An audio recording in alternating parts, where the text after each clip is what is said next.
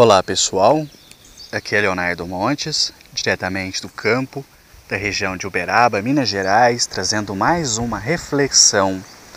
Hoje, dia 22 de janeiro do ano de 2018, e o nosso tema hoje é o Evangelho segundo o Espiritismo.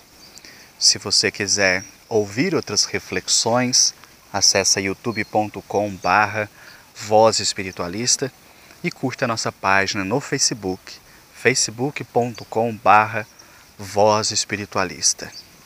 Bom, o Evangelho segundo o Espiritismo foi publicado por Allan Kardec em Paris no ano de 1864.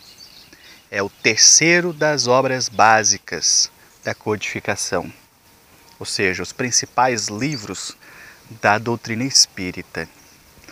Muita gente dentro e fora do Espiritismo até hoje não entendeu o papel desta obra. Por exemplo, eu já vi alguns espíritas dizerem que o maior erro de Kardec foi ter escrito esse livro, porque ele faz uma aproximação religiosa e identitária com o cristianismo. E eles não estão muito de acordo com isso.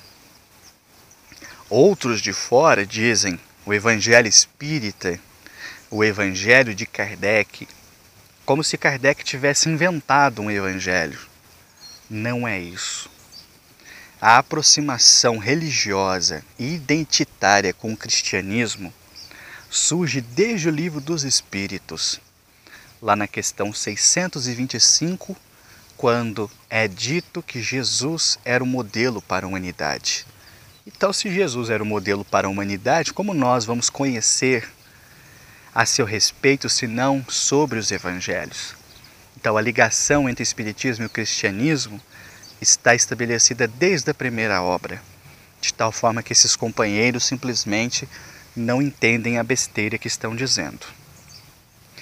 Por outro lado, aqueles que estão de fora frequentemente acusam o Espiritismo de estar deturpando os evangelhos constantes na Bíblia a partir do momento que Kardec escreve o seu próprio. Mas não se trata disso.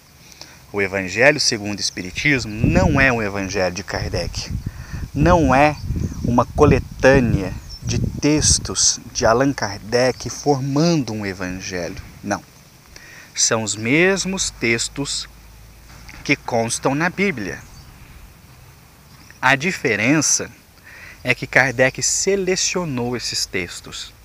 Ele evitou tudo aquilo que podia ser objeto de polêmica, como por exemplo a vida pessoal de Jesus, seus milagres, etc. Que é onde muita gente se estaciona, né? Eu disse isso na reflexão sobre Jesus no Natal. Se Jesus era branco, se era negro, se ele tinha olhos verdes ou azuis, se ele foi casado, se não foi. Tem muita gente que estaciona nisso, perdendo tempo, porque o que importa saber de Jesus é aquilo que ele ensinou. O resto é vida particular dele, não interessa a nós. Então, quando a gente para analisar isso, a gente percebe que Kardec pensou dentro dos evangelhos aqueles ensinos que de fato representavam uma moral robusta, uma moral forte, uma moral em concordância com os ensinos dos espíritos e que seria a base moral e religiosa dos espíritas. Então, por isso ele publicou o Evangelho segundo o Espiritismo, que tem textos evangélicos, comentários de Allan Kardec e cartas, comunicações que ele recebeu dos espíritos sobre aquele tema. Então, ao invés de pegar simplesmente um trecho do Evangelho e colocar ali e sair escrevendo à torta direita, Kardec pega um trecho, pega uma comunicação espiritual, coloca tudo junto e quando vê que é necessário, coloca os seus comentários sobre esses assuntos. Então, o Evangelho segundo o Espiritismo é uma obra riquíssima que todos devem conhecer. Há mesmo pessoas da Umbanda que dizem, não, isso é coisa do espiritismo, não tem nada a ver com Umbanda. Ledo engano. Primeiro porque eu próprio já vi várias entidades recomendando às pessoas não só lerem ou estudarem o Evangelho segundo o Espiritismo, como fazerem o culto do Evangelho no lar.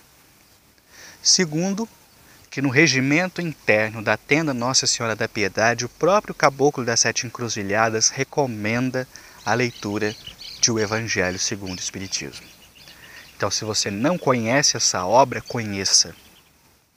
Porque ela vai pegar aqueles textos evangélicos de forte cunho moral, evitando tudo aquilo que era questão problemática, de debate, histórica, para se focar em questões morais que eram válidas ao tempo de Jesus, ao tempo de Kardec, e são válidas ainda hoje. Não é à toa que a maioria dos centros espíritas utiliza essa obra em suas palestras públicas, porque o seu valor é riquíssimo. É uma obra que mexe com as nossas fibras mais íntimas e que nos ajuda a nos tornarmos pessoas melhores. Eu vou parando por aqui. Se você quiser ouvir outras reflexões, youtube.com/Voz Espiritualista. Um abraço a todos.